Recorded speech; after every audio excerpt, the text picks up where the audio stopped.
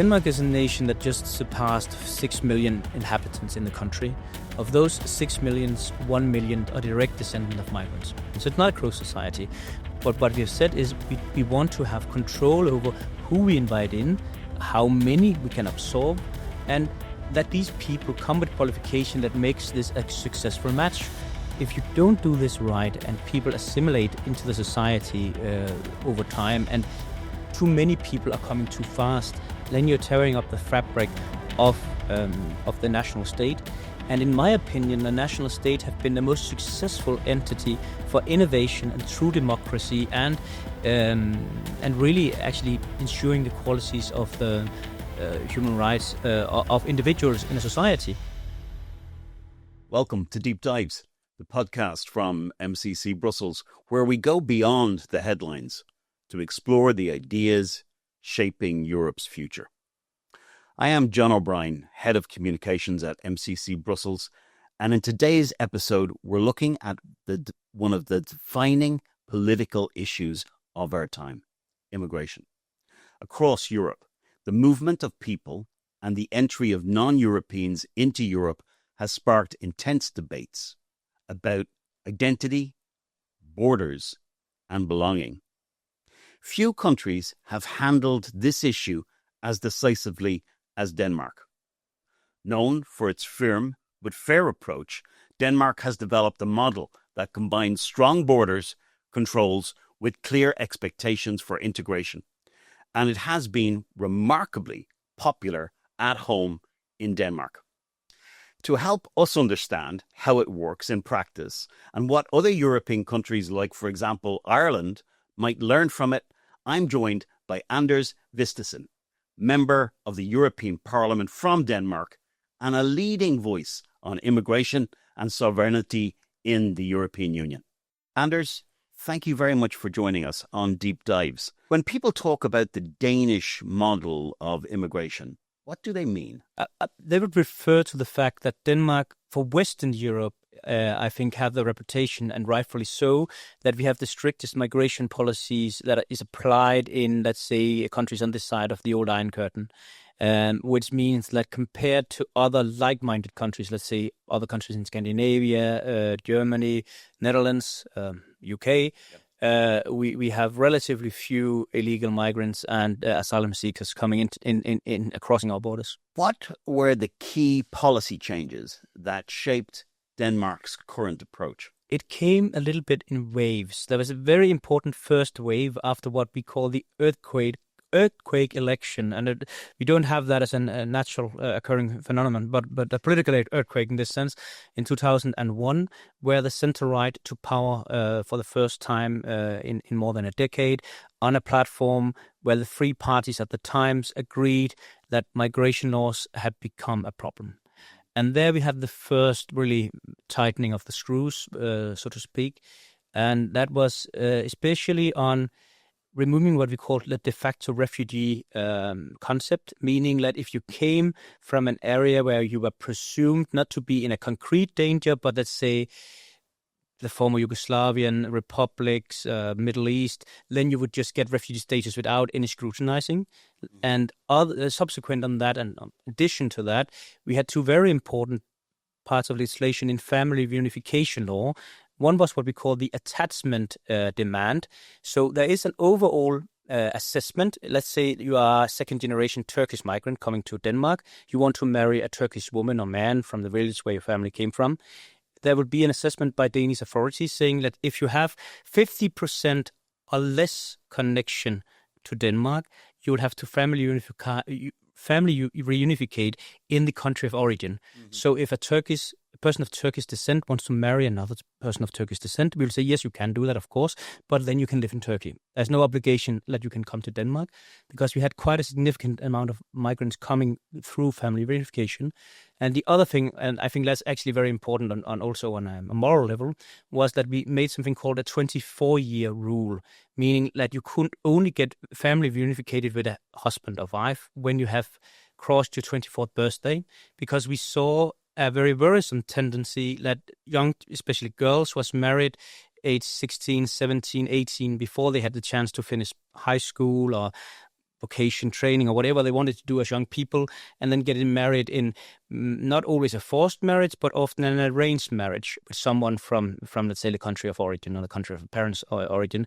And that gave the possibilities for these women to get, especially women, to get an education and get an economical freestanding and not be in a position where they could not resist a parent demand to marry someone that they maybe never met or met very sporadically. So importantly, this model really has its genesis, its origin in an election, in an earthquake election. So immigration was a big issue on the hustings during the election campaign, was it? Yeah, it was. It was a defining question. And really the voters delivered then to the politicians a directive, you better sort this out. At the time, we had a similar situation in Denmark as we see in many other countries where the so-called mainstream, respectable parties said, oh, no, this is too radical. So my party, the Danish People's Party, said, we're running on this platform. And the person running as prime minister candidate for the center-right at the time, he said, oh, we're not going to do this. We're going to form a center-right government with some very leftist liberal parties, and we're not going to listen to all of this racist nonsense.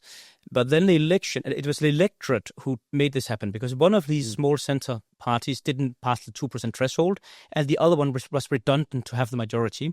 And therefore, he could not get around basing his migration policy on the Danish People's Party. So today, the Liberal Party of Denmark would say, oh, we were in this from the beginning, and we are part of this legacy. But if you, as a journalist, went back and saw actually the promises made in 98, 99, 2000, you would find plenty of quotes from the Conservatives, which is an EPP party, or the Liberals, which is a Renew party, saying, oh, no, we're not going to do this. So this was clearly like a people's choice. It was not something the politicians came up with, believe me. Yeah. I think that's really important for our viewers and listeners to know. How does Denmark balance humanitarian obligations with proper, firm border control? I find it sometimes bedazzling that people say that we can only be humanitarians if we have, for instance, the European Human Rights Convention. Mm-hmm. It is not like, Denmark saved our entire Jewish population during the Nazi occupation, and we didn't have any international conventions saying that we should not round up Jews and send them to concentration Nazi camps. We just tried to get them out of the country and get them to safety in Sweden, which was very fortunate for us that we were able to do. But, it's not like you didn't have humanitarian goals and principles before you had these conventions. But what I would say is that the conventions take away the people's right to choose, because sometimes they protect the criminal more than the victim. Yeah. So when you say the rights of a convicted rapist or killer or gang member is more important than protecting innocent children, women or men that are victims of these people, then I think you have a moral compass that's broken. Yeah. How central is integration, especially cultural and linguistic integration, to the whole system? I would say Denmark has evolved on this question, because in the old days, let's say 10, 15 years ago, many would say, oh, if you get a job and you are just self-reliant economically, then it's okay. It doesn't matter if you are a radicalized individual, let's say a radicalized Islamist, believing not in equality between the sexes, believing that homosexuals should be killed, stoned, whatever, believing that Sharia is above the national constitution, and so on and so forth. Today, I would say that most Danes would say that integration also has to be including values. It doesn't mean that you have to eat the same as us. It doesn't mean that you have to convert from being a Muslim. Of course, you can be a Muslim and be secular or be a good citizen. Not a problem. But you cannot be a radicalized fundamentalist and not create a problem. And I think that's why we differentiate in Danish, and I don't think it's always translating well into English, but we differentiate between being an Islamist, believing in the political ideology of radical Islamism, and being just a faithful Muslim, believing making prayer, like having a faith like any other congregation, Jews, Catholics, Protestants, and so on. And language? Of course, language is key. In Denmark, you can get by speaking English. And I'll say sometimes our British people coming, they don't learn the language that easily.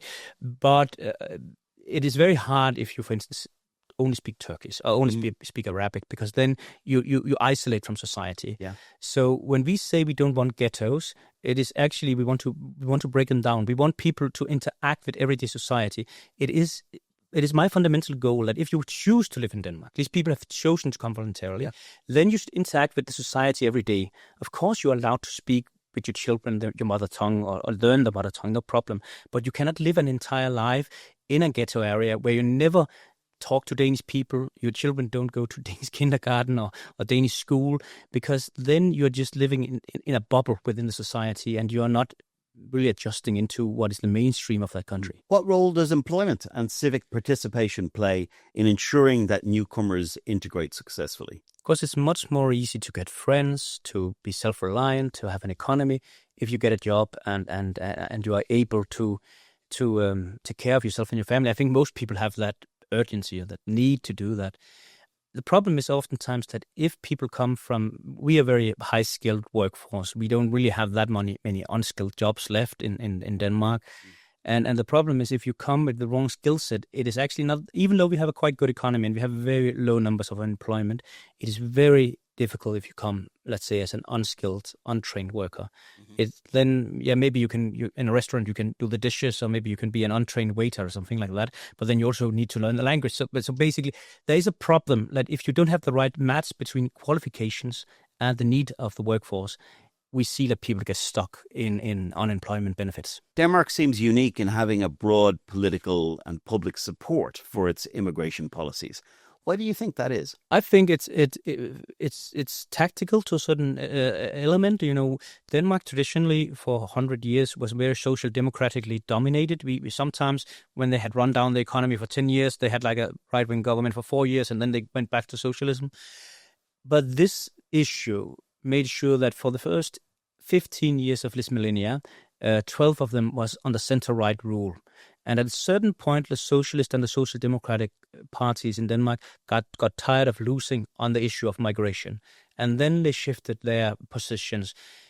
Today, I think you can find social democrats who believe in this policy as an ideological point, but you will also find very many of them believing more in it as a tactical point, not to lose elections. And that is also why that even though you, for instance, hear the Danish Prime Minister being quite hard, when you compare to other social democrats in Europe, you can also find elements within her party where it's more of name than in reality. Again, it brings us back to the demos. It brings us back to the voters. Yeah. Danish voters made it clear to politicians that they were going to lose if they didn't get it right on immigration. That's really important. Was there something about Danish political culture, though, that allowed for more open discussion of migration issues and indeed taking a different line than the European Union's line? I'm thinking, for example, I noticed that you push back on farming regulations, for example. So here, immigration, you're also forging your own path as well, rather than following what Ursula and von der Leyen and the rest of them say. I think something's very important here, and that's freedom of speech. Denmark have always historically had a very liberal freedom of speech legislation. So contrary to, for instance, Germany, you can deny Holocaust. It's a stupid thing to do because Holocaust, of course, happened, but it's not. You don't get sent to prison for saying it. We just ridicule you for having a stupid opinion. You're also allowed to be a communist, even though that's an awful ideology. But we are not. It's not illegal. It's not illegal to be an Islamist either. They can Hizb ut-Tahrir can go around the streets saying kill the Jews or whatever. You cannot make threats, so they can say kill the Jews, but they can say that Jews are infidels or Jews are whatever, so on so. And I think that's quite important because when you start to limit the freedom of expression, you start to suppress also legitimate concerns. And of course, there are people who are going too far. Otherwise, it would not be freedom of expression if you just said something that everyone agreed with. But because we have had historically a very broad definition, a very broad range of societal views being expressed, it's never been a pressure cooker where these things are going on the ground. And also, we never had extremism to the same degree than like-minded countries. I think some people don't know this, but actually with the Weimar Republic of Germany had very restrictive hate speech laws, and you had prominent Nazis in the 20s and the 30s convicted jail sentences for what they said about Jews and so on. That didn't stop Nazism from festering in Germany. Of course, there's multiple reasons for that, but it was not that they didn't have hate speech legislation. They actually did have that against these very violent outbursts against Jews. We didn't have that legislation in Denmark, but we never had anti-Semitism to anywhere the degree that we have seen historically in other European nations. So free speech is important. Sovereignty. Like on the farming issue, on the immigration issue, I look at other countries and I notice politicians bending the knee to Brussels. Yeah. It seemed that you politicians, actually took a different line, actually said, we're going to work out a Danish way of doing farming, we're going to work out a Danish way of doing immigration. But it's also, again, it's because of the people's will, because we don't live under the same restrictions as most European countries because we have the opt-outs. If we didn't, and the politicians, mainstream politicians, never wanted the opt-outs, but we have the opt-out for the Eurozone, so we still have the Danish currency. We have the opt-out for justice and home affairs, like Britain and Ireland, when Britain was part of the UK, the EU, sorry. And because we've had this, the politicians actually had a much wider range of tools to be applied on migration, where most of the European countries are trying to fight this battle with the hand tied behind the back because they have to wait for permission from Brussels, where we can act immediately. I think that's key. How important has communication and transparency been in maintaining the public trust around these issues? But I think these things should be fact-based. You should not, and that is also why I think that everyone benefits from a transparent discussion. And that's why I think oftentimes Danish statistics are used very widely also outside Denmark because we have them from official sources and not just guesswork or media reports. But we have the Danish Minister for Finance come out with, I think it's a biannual report on the cost of what we define as third world migration. So basically migration coming from low-income countries, predominantly the Middle East and North Africa. We have yearly statistics on crime, on benefits, on work rate, job rate, and so on. Also on ethnic groups, divided in ethnic groups and in the descendant of ethnic groups. So we can have an honest debate and we can actually see the facts. But, I cannot be a demagogue. I cannot lie about these things because I cannot claim, for instance, and I wouldn't claim that anyway, but I cannot claim that we have a big problem with Asian migration. We can actually see that Asian migration in general do better than the average population. So Thailand, Vietnam, China, basically all of Asia, not a problem. Do you think that Europe, other European countries are missing out by avoiding frank discussion, avoiding the statistics and the facts about immigration? I think they're doing themselves harm by this. In the European Parliament, we cannot even have a debate about the correlation between migrant crime and migration. Which, we in Denmark we know that over the last 10 years, 1 out of 3 women killed was killed by a migrant or descendant of a migrant. Mm-hmm. Of course, that is a quite high number when you say that 1/3 of all women killed could have been avoided with a more sensible migration policy. But if you don't have that number, you're just, you're shooting blind. Mm-hmm. Left can say that there is no overrepresentation whatsoever. Right can say, it's only migrants who are doing all the crime. Of course it's not. Of course, Germans are doing crime, Danes are doing crime, and so on and so forth. But if you don't have a fact-based discussion, you cannot have a sensible solution. Immigration continues to be, as we referred to, one of the most polarizing issues right across Europe. Why does it remain such a powerful force in politics? Because it has to do, we talked about demos. I think you cannot really have democracy without a certain level of identification. And when I say that, it is not the skin color you're having, but it is a shared cultural framework. It's a shared language. It's some sort of shared public sphere that you access the same media if you want to. You have communal activities if you want to, and so on and so forth. And the reason migration is so important is if you don't do this right and people assimilate into the society over time and too many people are coming too fast, then you're tearing up the fabric of the national state. And in my opinion, the national state have been the most successful entity for innovation and true democracy and really actually ensuring the qualities of the human rights of individuals in a society. And that's why I think it's very important that we protect this. And that's why I don't believe in empires. I believe that for societies to work in a deeper sense, you need a certain level of identification, of solidarity, of understanding your neighbor. Do you see an appetite in Brussels for people to pick up on the Danish model? I've seen it in Britain a lot this week because I've been on a number of British medias, and the Labour government is now trying to implement it. I think many people are now a little bit desperate because they are seeing that parties they don't like are winning elections, and then they start to say, "Oh, we would like to do this." What I'm actually lacking to see is action. So there's a lot more people today than, let's say, 5 or 10 years ago saying, "Oh, this is actually a good idea, and maybe we should do a bit like the Danish and inviting Danish politicians or prime ministers or civil servants to come and tell them how to do this." But if I look at the track record in Western Europe, I don't think they're doing that well. I think it's more for show than reality. What do you say to people, critics, who say that the Danish model is too strict or it lacks compassion? Denmark is a nation that just surpassed 6 million inhabitants in the country.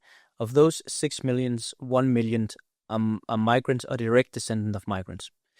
I was in Canada a couple of years ago, and I met with a liberal think tank, and they wanted to lecture me about how much good that it could come from an open society. And then I added up the Canadian migration numbers, and per capita, they were lower than Denmark. So Denmark is not a closed society. I would say that many people, if they come for the right reasons, if they come to work, to study, to interact positively with the Danish society, to marry a Danish man or woman or whatever, it's a very open society. 1 in 6 person, as I said, is a migrant or direct descendant of a migrant. So it's not a closed society. But what we have said is we want to have control over who we invite in, how many we can absorb, and that these people come with qualification that makes this a successful match. Let people come in and have a successful time in Denmark, because why should they would be miserable? They would make the society miserable if they came in with the wrong tools to be able to live in Denmark. But we have these systems like you have in US or Canada. We have what we call a green card system, blue card system. If you have a certain salary, football player or engineer, whatever, you can get employed very easily. So there's not that much friction. But it's very difficult to see how much low qualified labor we can absorb in such a society successfully. In just a few years, the country of Ireland has experienced a massive surge in immigration. In the 12 months of April 2024, nearly 150,000 people moved to Ireland, the highest figure on record, and roughly 3 times higher than typical inflows seen a decade ago. That means that almost 3% of the entire population arrived in a single year. A dramatic rise for a small country of over 5 million people. Ireland, unlike Denmark, is a small country with a different migration story. What lessons could Ireland and could other European countries take from the Danish experience? I think the most important lesson is to listen to the warning signs before it's too late. Because the people who defend illegal mass migration is always the people who are least affected by it. It's oftentimes less people who are well off. Maybe they send their children, maybe not for private schools, but let's say at least schools with a relatively low impact of these problems. We just had the mayoral elections in Copenhagen, and the socialist mayor there's a Lord Mayor that's socialist. She, for some reason, decided to send her own children not to the local public school, but to one a few districts away where there was a little bit fewer migrants. And of course, that was only for pedagogic reasons, nothing to do with the composition. But what ended up happening is that it's oftentimes blue-collar workers, people who live in social housing, people who are not well off, who take the brunt of this. And these people, when they object to it, they don't do it in an academic way. I'm not saying that they're violent, but they cannot articulate in academic terms what the problem is. But they feel that they are getting left with the hard end of this bargaining. And when they start to complain about it, what they oftentimes experience is that these people who are in favor of this call them bigots and call them racist and call them all sorts of slur. And what they in reality just is trying to say is that very difficult to send your children to a school where you as a Danish citizen is a minority. They're not saying that they don't want to see people with a different skin color, people with a different religion, but they're saying maybe it should only be 20% in a classroom, not 80%. Could stronger integration requirements work in countries where immigration is relatively new? I think that's where they have the best preconditions to work, because what we are seeing is that what we have had some success in is when we had, for instance, refugees coming. In the beginning, we just put them in the big cities in social housing. And that's where we have ghettos now. Then we started to do something different. We said, okay, we're not going to do this. We're going to distribute them into the counties. They're going to get an allocation relative to the size of it. And if you have a county with many people with a different ethnicity already, you will not get any more.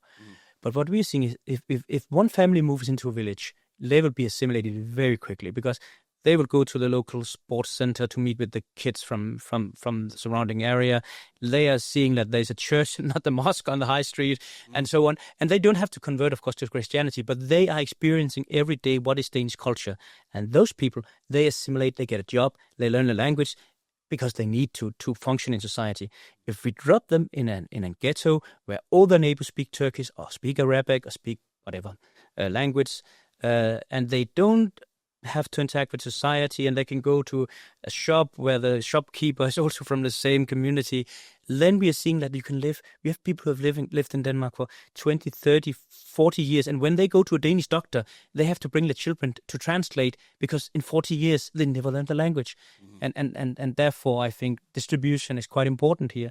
If you are less than 10% in a village population, you will assimilate because or you will adjust to the situation. But if you get to a critical mass where you have more than maybe 30 to 40%, then you can have your own self-containing community.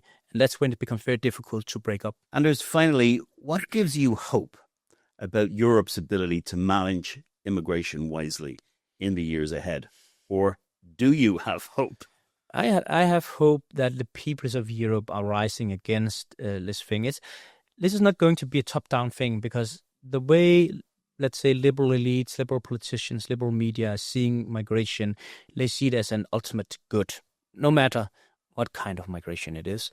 And what we're seeing right now is that the people are saying, no, we have to put an end to this. We have to do this in a controlled manner. We have to do it in a pace where we can cope as a society.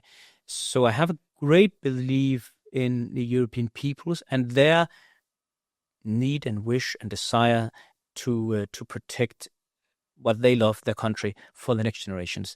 I have less faith in many politicians and in many decision makers to do the same, because we can see that, for instance, in academia, people who are warning against this are often pushed out or shoved out of the narrative at the university.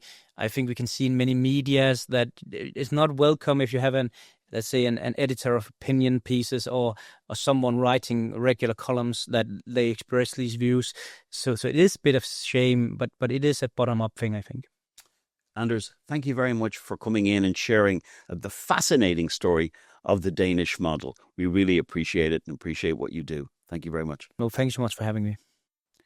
This can often be a complex and emotional issue. That was today's deep dive, looking at the Danish experience with immigration and what lessons it might hold for the rest of Europe. If you enjoyed this conversation, please subscribe and share the podcast with your family, friends, and co-workers. You can find more episodes of Deep Dives wherever you get your podcasts, and leave us a comment in the notes below so we can hear what you think. This is John O'Brien, signing off for MCC Brussels. Until next time.